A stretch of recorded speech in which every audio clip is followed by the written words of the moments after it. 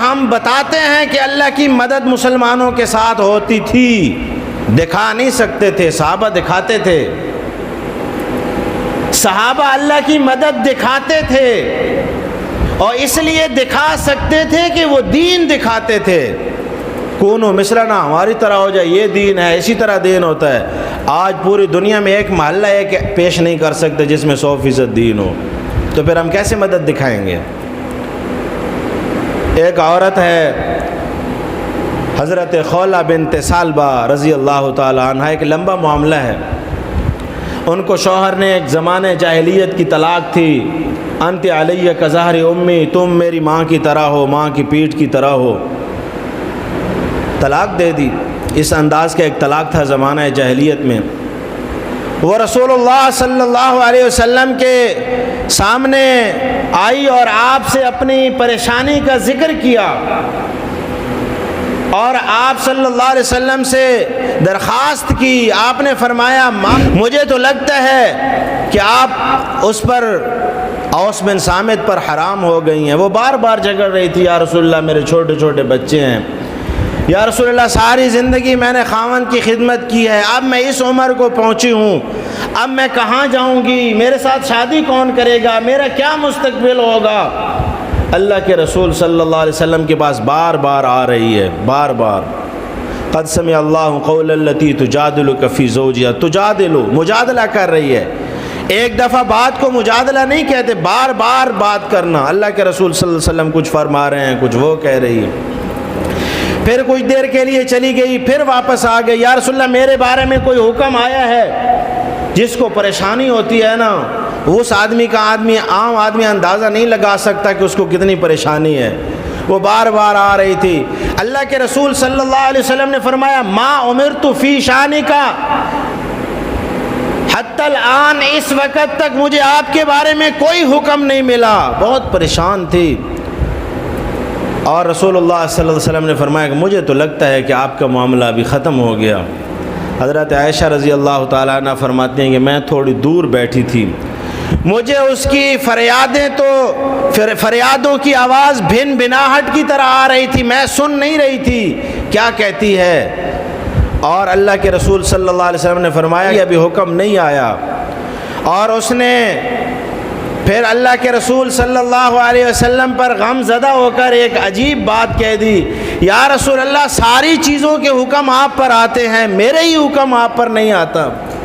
پریشان آدمی تو بہت ساری باتیں کرتا ہے، اور پیچھے ہٹی، اور حضرت عائشہ فرماتے ہیں کہ زمین کے اوپر بیٹھ گئی، اور اللہ کی طرف متوجہ ہوئی اور کہنے لگی یا اللہ میرے بارے میں اپنے پیغمبر پر حکم نازل فرما اور میرے حق میں نازل فرما۔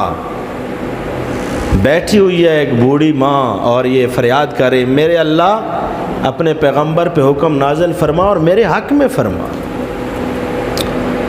حضرت عائشہ فرماتی ہیں کہ اللہ کے رسول صلی اللہ علیہ وسلم کی پیشانی مبارک پر پسینہ شروع ہو گیا، وہی آ رہی ہے، اور عائشہ فرماتی ہیں کہ قربان جائیے اللہ کی اس صفت سمیع سے کہ میں نہیں سن رہی تھی، تھوڑے سے فاصلے پر تھی، لیکن اللہ کی ذات نے ایسا احاطہ کیا ہوا ہے تمام آوازوں کا کہ اللہ نے اس کی آواز سنی اور اوپر اللہ کے پیغمبر پر وہی نازل فرمائی۔ یقین جانیے جب ہمارے منہ پاکیزہ تھے اور جب ہماری آنکھیں بے حیا نہیں تھیں، پھر ہم مسلمانوں کا ایک خاص تعلق تھا اللہ کی ذات کے ساتھ، پھر ہم جب ہاتھ اٹھاتے تھے تو اللہ خالی نہیں لوٹاتا تھا کہ میرا بندہ ہاتھ اٹھا رہا ہے میں اسے کیسے خالی لوٹاؤں۔ مرشد خدا کی ذات پہ اندھا یقین تھا، افسوس کہ یقین بھی اندھا نہیں رہا۔ اب ہمیں وہ اندھا یقین نہیں رہا، ہم باطن کے میلے ہوئے، کان ہمارے گناہوں سے بھرے ہوئے، آنکھیں ہماری گناہوں سے بھری ہوئی، منہ میں جانے والا نوالا ناپاک حرام، کیسے فیصلے آئیں گے؟